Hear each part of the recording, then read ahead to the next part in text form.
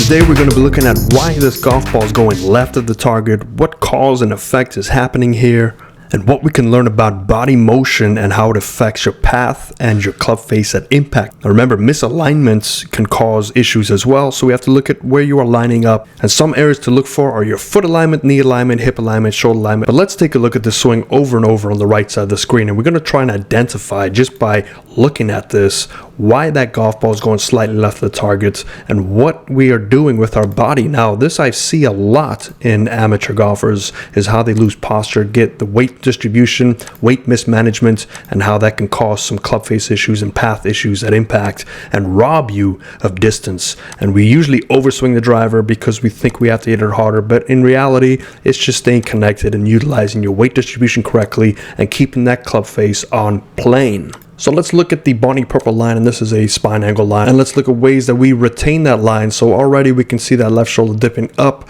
Now usually that is a result of us moving our hands way too far back in the swing to try and gain that extra power, and we can see that that club head clearly goes way past parallel, and to do that you have to stand more upright, so we lose some spine angle already. As we get down into impact, we're trying to stay in that spine angle here, but right as we get down into impact, we're back again being very tall. So we can see this spine angle gets tall, goes back down and gets tall again. Now usually that's mismanagement of the weight distribution, but most notably is how we use our feet correctly.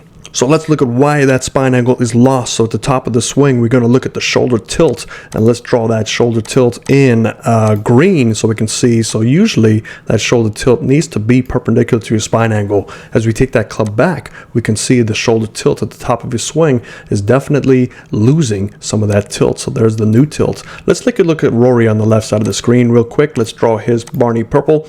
And I'm not sure if he knows he's getting the Barney purple right through him, but guess what, Rory? You got one right through you. So let's look at his shoulder tilt. There's close to government work. Top of the swing, let's see his shoulder tilt, and you can see his shoulders stay fairly level to the top. With the right side of the screen, we can see that loss, but let's draw a new spine angle. Let's draw this one in red. Rory's spine angle is relatively the same, maybe a little bit of coming up. The new spine angle is, let's look at that new one. We can see it's definitely raising up. Now, when we raise up, you have to raise back down, or you have to drop your arms below your plane to help you keep that club on plane relative, because when you stand up, your plane also flattens out too, so your arms have to be engaged a little bit sooner. But what do we notice here? We start to see the weight distribution a little bit different. Look at the player on the left side, how evenly he is still over his feet. The player on the right side, look at the knees. The knees, if we take that left knee and point it straight down to the ground, look at all that vacant space.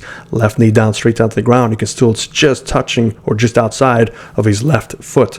So we can see that the stacking is incorrect. The stacking is going way too far forward on his toes. As a result, his upper body might be pulling back to keep him level. So in essence, he's losing spine angle, but he's also getting lower to the ground. What we're going to do is draw a little circle right where the grip is and watch where that circle moves. So we can see it moves straight down relative to his motion.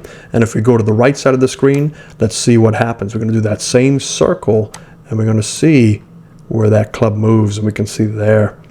Big difference. So this is one thing that is going to cause some issues. So if we draw these together, we can see that Rory's club moved further down in the start of the swing, where the amateur's club moved further into the golf ball. Now this is going to secure a couple things. Rory's going to be on plane, and he can just turn as hard as he can from that position, where the amateur on the right side is going to be so steep that you have to make some accommodations. And because you can see all the weighting is unstuck on the toes, the amateur on the right side really has one option, is to stand back up, and this will help flatten out that plane. So you can see the plane is already dropping lower here, and one more frame, it goes right through. At least this gives him a fighting chance to get it somewhat on plane, but it is still steeper than Rory's. We can see Rory's is already sitting below that golf ball. You know, once the hands are on that line, the hands can just fall straight down and pull that club around with his turn and stay connected, where the amateur on the right side, he's fighting his hands going closer to the golf ball too soon,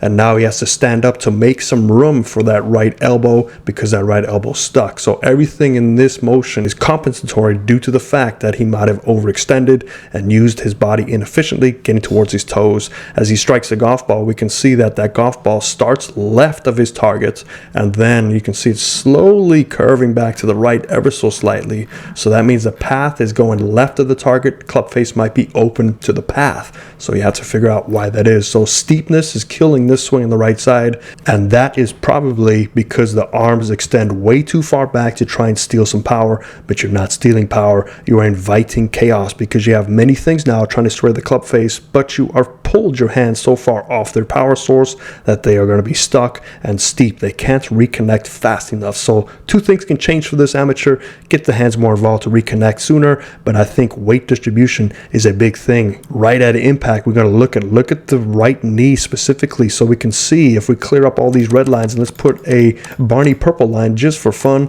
we're going to see where that right knee is in relation to each other. So there's Rory on the left side, and there's the amateur on the right side. So a little bit too much of this lower body thrusting into the golf ball instead of driving purposely. Maybe even left side it should be feeling for a while. But if this looks like you're overswinging, you're losing your posture, the club is too steep, check yourself out and let me know in the comments below if this sounds like you. But if you like that, hit that like, subscribe, share, comment. I also give online instruction if you are interested. Here is the link. But other than that, hope you guys have a great day. I'll see you soon for our next amateur diagnosis.